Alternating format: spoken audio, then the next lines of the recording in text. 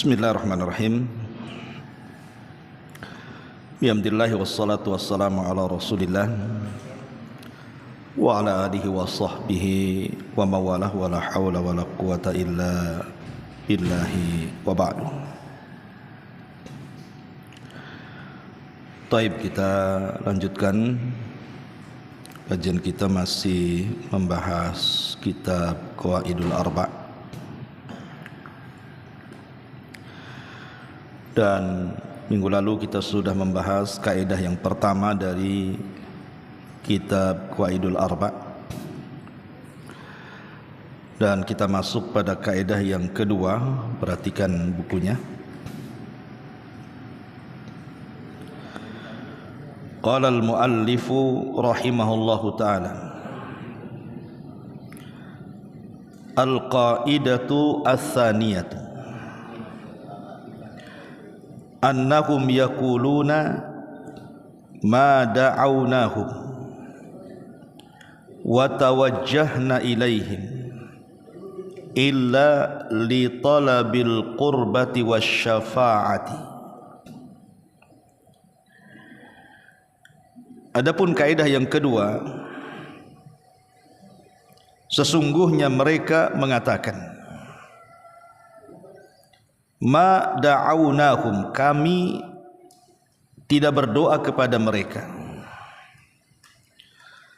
wa tawajjahna ilaihim, dan kami tidak mengarahkan wajah-wajah kami kepada mereka, illa kecuali li talabil qurbati, kecuali hanya mencari al-qurbah, kedekatan kepada Allah, wasyafa'ati, dan syafaat. Fadalilul qurbati qauluhu ta'ala, adapun dalil adanya qurbah, kedekatan kepada Allah, firman Allah azza wa jalla, walladzina ittakhadhu min dunillahi awliya ma na'buduhum illa liyuqarribuna ilallahi zulfa. Dan orang-orang yang mengambil sesembahan selain daripada Allah dari para wali-wali, mereka mengatakan, ma na'buduhum, kami tidak menyembah mereka, illa kecuali liyuqarribuna, supaya mereka itu mendekatkan kami, ilallahi, kepada Allah, zulfa, sedekat mungkin. Wa dalilu syafa'ati, adapun dalil syafaat, qauluhu ta'ala, firman Allah azza wa jalla, wa ya'buduna min dunillahi ma la yadurruhum wa la yanfa'uhum wa yaquluna haula syufa'auna indallah, dan mereka menyembah selain daripada Allah yang tidak mendatangkan madarat kepada mereka dan juga manfaat, dan mereka mengatakan mereka itulah para pemberi syafaat kepada kami di sisi Allah subhanahu wa ta'ala. Kemudian kata Syekh, wasyafa'atu syafa'atan, dan syafaat itu ada dua. Syafa'atun manfiyatun, syafaat yang ditiadakan, wa syafa'atun muthbitatun, dan syafaat yang ditetapkan. Fa syafa'atul manfiyatu, adapun syafaat yang ditiadakan, ma kanat tutlabu min ghairillah, syafaat yang dicari kepada selain Allah, fi ma la yaqdiru alaihi illallah, terhadap perkara yang tidak sanggup dilakukan kecuali oleh Allah subhanahu wa ta'ala. Wa dalilu qauluhu ta'ala, adapun dalilnya firman Allah azza wa jalla, ya ayyuhalladzina amanu anfiqu mimma razaqnakum min qabli an ya'tiya yaumun la bai'un fihi wala khullatun wala syafa'ah wal kafiruna humudz zalimun. Wahai orang-orang yang beriman, infakkanlah apa yang kami rizkikan kepada kalian sebelum datang kepada kalian hari yang tidak ada jual beli di dalamnya, tidak ada pertolongan di dalamnya dan tidak ada syafaat, dan orang-orang kafir mereka adalah orang-orang zalim. Wasyafa'atul muthbitatu, adapun syafaat yang ditetapkan, hiyallati tutlabu minallah, syafaat yang dicari dari Allah. Wasyafi'u mukarramun bi syafaati, dan orang yang memberikan syafaat dimuliakan dengan syafaatnya. Wal masyfu'u lahu man radiyallahu qawlahu wa amalahu ba'dal idzni, dan orang yang diberikan syafaat orang yang mendapatkan redha ucapan amalnya setelah mendapatkan izin Allah. Kama qala ta'ala, man dzalladzi yashfa'u indahu illa bi'idzni, siapakah yang memberikan syafaat di sisinya kecuali setelah ada izin dari Allah Subhanahu wa taala. Al-Baqarah 255. Taib. Di sini Syekh Muhammad ibn Abdul Wahhab rahimahullahu taala, beliau ingin membantah orang-orang yang terjerumus kepada kesyirikan di zamannya. Jadi di zaman Syekh Muhammad bin Abdul Wahhab itu, orang-orang yang mereka datang ke kuburan-kuburan yang dianggap wali, alasannya cuma dua. Orang-orang yang meminta-minta ke kuburan para wali itu alasannya dua. Itu di zaman Syekh dulu. Dan alasan ini juga sama dengan di zaman sekarang kalau kita tanya kepada mereka yang meminta-minta di kuburan itu. Alasan yang pertama, mereka mengatakan, kalau kita katakan kepada mereka, kenapa engkau datang ke kuburan wali ini, wali itu? Pasti mereka mengatakan, karena kami ingin mendekatkan diri kepada Allah, atau dengan bahasa Arab disebut al-qurbah. Kami tidak menyembah kuburan, tapi kami ingin mendekatkan kepada Allah lewat kuburan, lewat orang-orang yang dalam kubur itu, yang disebut para wali, orang-orang saleh itu. Kalau itu alasan kalian, bahwa meminta-minta berdoa di kuburan itu karena ingin mendekatkan kepada Allah lewat wali-wali yang dikubur itu, apa bedanya alasan kalian dengan alasan orang-orang musyrik di zaman Nabi? Dalilnya adalah firman Allah Subhanahu wa taala di sini, walladzina takhadu min dunillahi awliya ma na'buduhum illa liyuqarribuna ilallahi zulfa. Orang-orang yang mereka mengambil sesembahan selain daripada Allah, orang-orang jahiliyah, orang-orang kafir Quraisy itu, yang mereka menyembah Lata, Uzza, Manat, Hubal, Saif, Nailah dan yang lainnya. Apabila dikatakan kepada mereka, kenapa kalian sembah Lata, Uzza, Manat? Kenapa kalian sembah itu? Maka mereka akan mengatakan, kami jadikan mereka wasilah mendekatkan kami kepada Allah. Nah, apa bedanya alasan kalian dengan mereka? Mereka orang-orang musyrik pun alasannya sama. Kami menyembah Lata, Uzza, Manat, Hubal, Saif, Nailah, Wud, Ya'uq, Yaghus, Nasr dan sesembahan yang lainnya. Kami loh tidak menyembah patung-patung itu, tapi kami menjadikan patung-patung itu wasilah untuk mendekatkan kami dengan Allah. Lah, alasan ini pun kalian pakai hari ini. Kata Syekh, di zaman dia mengatakan, ketika menegur orang-orang yang datang dan menuhankan kuburan itu, kemudian meminta-minta di kuburan, kenapa kalian ke kuburan? Kenapa kalian sembah di kuburan? Kenapa kalian berdoa di kuburan? Alasan mereka mengatakan, kami loh tidak nyembah kuburan. Kami hanya menjadikan kuburan wali-wali ini untuk mendekatkan kami kepada Allah sedekat mungkin. Maka seolah-olah Syekh mengatakan, lalu apa bedanya alasan kalian dengan mereka? Ini pertama. Yang kedua, alasan mereka adalah syafaat, bahwa kami datang ke kuburan orang-orang saleh itu karena mereka, orang-orang yang dikubur itu, akan memberikan syafaat, akan memberikan pertolongan kepada Allah Subhanahu wa taala lewat mereka. Kalau itu alasannya, kata Syekh, maka apa bedanya dengan perkataan orang-orang musyrik di zaman Nabi? Mereka pun sama alasannya seperti itu. Sebagaimana Allah Subhanahu wa taala berfirman dalam surah Yunus di sini ayat 18, wa ya'buduna min dunillah. Orang-orang yang menyembah dari selain Allah itu, ma la yadurruhum, yang tidak mendatangkan manfaat kepada mereka, wala yanfa'uhum, tidak mencegah madarat kepada mereka, wala yanfa'uhum, dan tidak mendatangkan manfaat kepada mereka.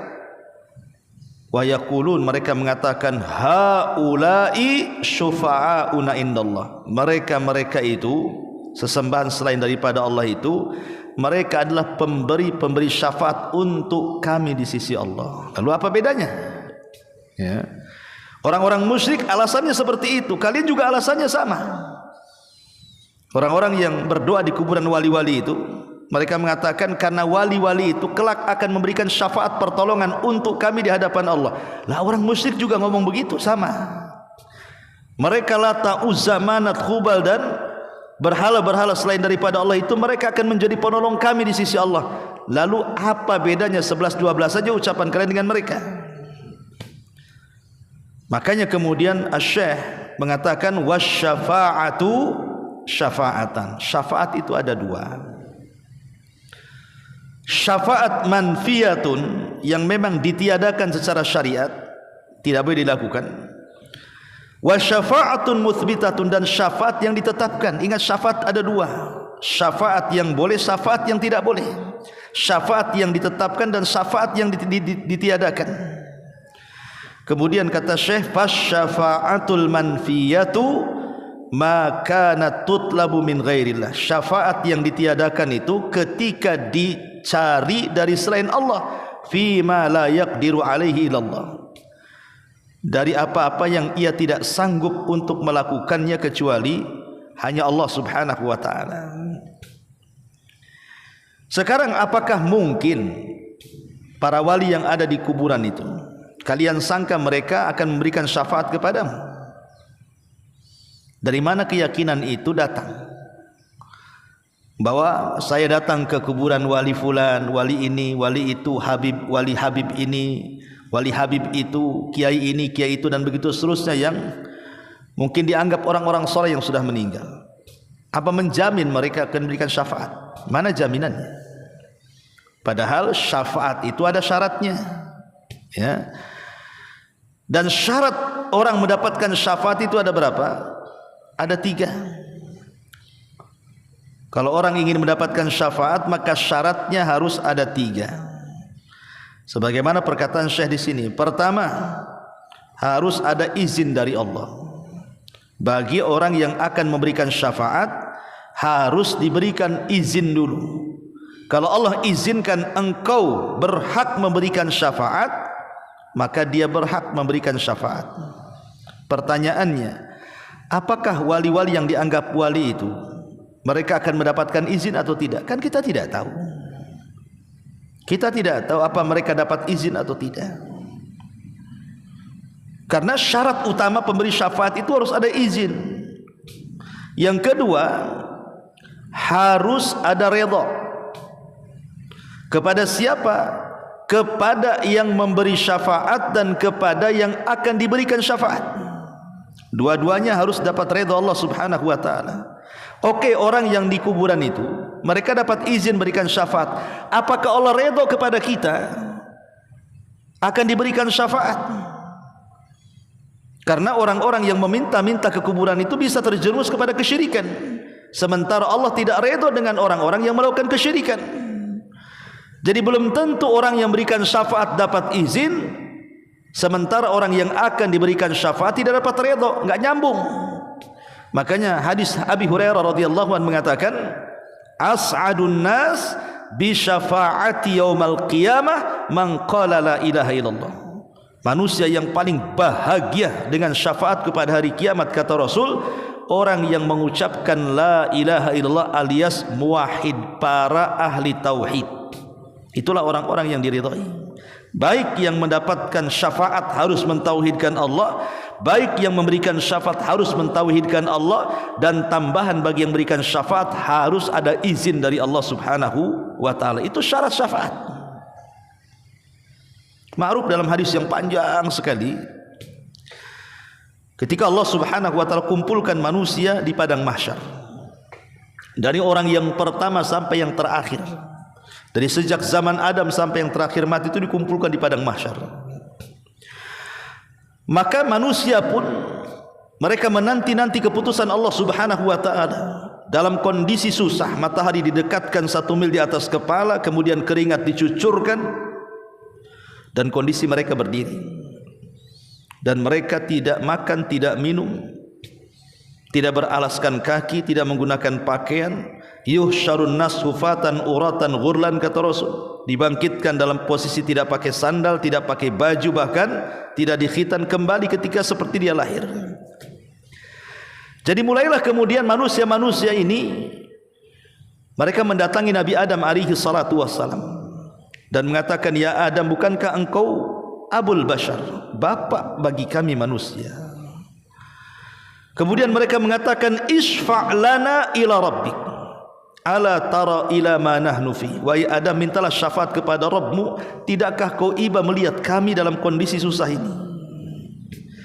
Tapi Adam alaihi salatu wassalam menolak dan mengatakan, nafsi nafsi idhab ila ghairi. Uruslah diri kalian, uruslah diri kalian, carilah manusia selainku. Akhirnya kemudian manusia pun ketika melihat Adam tidak mampu memberikan syafaat, mereka datang kepada Nuh alaihi salam. Maka jawaban Nuh juga sama, mengatakan, nafsi idhabu ila ghairi. Uruslah diri kalian, uruslah diri kalian, carilah orang lain selainku. Akhirnya manusia pun datang kepada Nabi Ibrahim dan mengatakan, ya Ibrahim, anta khalilur rahman, engkau ini kekasih Allah. Ala tara ila ma nahnu fi, tidakkah kau lihat kondisi kami, tidakkah kau iba kondisi kami? Isfa' lana ila rabbik, mintalah syafaat kepada Rabbmu.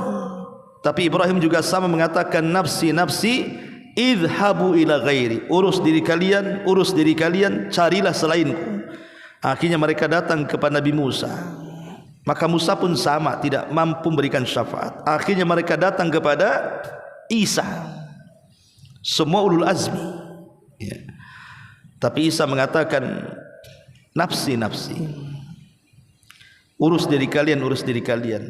Idhab ila Muhammad, wa qad ghafarallahu ma taqaddama min dhanbi wa ma ta'akhkhar. Kalau begitu kalian pergilah cari namanya Muhammad, Nabi kita sallallahu alaihi wasallam, karena dia sudah diampuni dosanya yang telah, yang sedang dan yang akan datang. Cari dia. Akhirnya manusia pun datang kepada Nabi sallallahu alaihi wasallam. Setelah sampai di hadapan Nabi sallallahu alaihi wasallam mengatakan, ya Muhammad, isfa' lana ila rabbik, ala tara ila ma nahnu fi. Wahai Muhammad, engkau adalah akhir daripada utusan, mintalah syafaat kepada Rabbmu, tidakkah kau iba melihat kondisi kami? Maka Nabi sallallahu alaihi wasallam mengatakan, ana laha, akan kucoba. Maka Nabi sallallahu alaihi wasallam kemudian pergi menghadap Rabbnya persis di bawah arsy-Nya. Kemudian Rasul sujud di situ dengan sujud yang lama sekali, kemudian diilhamkan oleh Allah dengan pujian-pujian kepada Allah Subhanahu wa taala.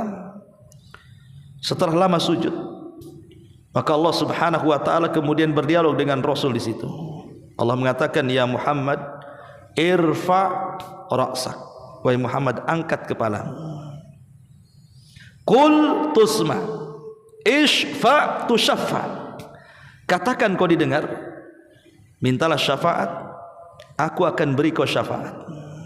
Di sini dalil tentang izin dari Allah kepada yang akan memberikan syafaat. Rasul tidak bisa memberikan syafaat. Rasul itu manusia sama dengan kita, tidak bisa memberikan syafaat kalau bukan karena izin dari Allah. Lihat, Adam tidak sanggup berikan syafaat, Nuh tidak sanggup berikan syafaat, Ibrahim juga tidak sanggup, Musa, Isa juga tidak sanggup. Mereka para nabi terbaik. Semua manusia tidak sanggup berikan syafaat kecuali dengan aja izin. Sampai Rasul pun tidak bisa memberikan syafaat kecuali setelah ada izin dari Allah. Isfa' tushaffa, ya, mintalah syafaat, aku akan beri kau syafaat. Itu dalil tentang izin, bahwa pemberi syafaat itu tidak mungkin memberikan syafaat kecuali dengan izin dari Allah Subhanahu wa taala. Macam mana kemudian wali-wali yang ada di kubur itu? Kalau Nabi sallallahu alaihi wasallam saja tidak sanggup berikan syafaat kecuali dengan izin Allah Subhanahu wa taala, macam mana di bawahnya para nabi? Lebih tidak bisa lagi memberikan syafaat kecuali dengan izin dari Allah Subhanahu wa taala. Dari mana kita tahu mereka dapat izin? Seolah-olah kita mendahului Allah Subhanahu wa taala, kemudian kita katakan haula syufa'una indallah, mereka adalah pemberi syafaat dan pertolongan kepada kami di sisi Allah. Dari mana tahunya mereka akan berikan syafaat? Makanya Syekh di sini membantah bahwa alasan yang kalian kemukakan bahwa ketika kalian melakukan kesyirikan di kuburan, meminta-minta kepada penghuni kubur dengan alasan dua, karena dalam rangka mendekatkan diri kepada dan mengatakan mereka para pemberi syafaat, dua alasan ini adalah dua alasan yang pernah dikatakan orang-orang musyrik di zaman Rasul. Maka tidak benar kalau minta sesuatu minta langsung kepada Allah, tidak perlu ada perantara. Kata Nabi SAW, idza sa'alta fas'alillah wa idza sta'anta fasta'in billah. Kalau minta langsung kepada Allah, kalau minta pertolongan minta langsung pertolongan kepada Allah. Tidak perlu lewat orang-orang yang sudah meninggal. Kepada orang yang masih hidup saja dalam bab tawasul, kita minta doa kepada orang saleh. Ini pun jadi perselisihan ulama tentang apakah boleh ataukah sunnah.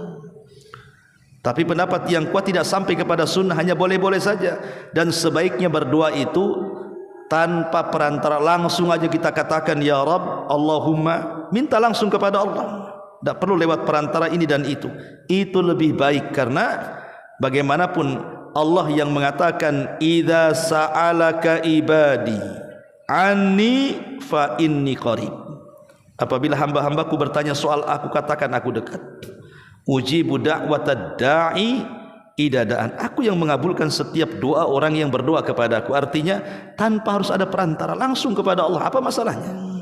Itulah orang-orang yang mentauhidkan Allah Subhanahu wa ta'ala. Karena dalam hadis syafaat ini menunjukkan apa? Rasul saja meminta izin dari Allah untuk memberikan syafaat. Bisa saja Allah tidak kasih izin, kan? Tapi karena Allah Subhanahu wa ta'ala memberikan izin, makanya Rasul berhak memberikan syafaat. Syafaatul uzma, syafaat besar yang tidak bisa dilakukan siapapun oleh para nabi. Inilah makna doa dalam setiap kita mendengar azan. Allahumma rabba hadhihi da'wati tammah was salatil qa'imah ati muhammadanil wasilata wal fadilah wab'athu maqamam mahmudanil ladzi wa'adta innaka la tukhliful mi'ad. Kata Nabi SAW, kalau mendengar azan baca doa ini, karena doa ini adalah doa tentang salawat kepada Rasul supaya Rasul mendapatkan syafaat di hadapan Allah. Ati Muhammadanil wasilah, berikan kepada Muhammad itu wasilah dan fadilah, dua-duanya syafaat.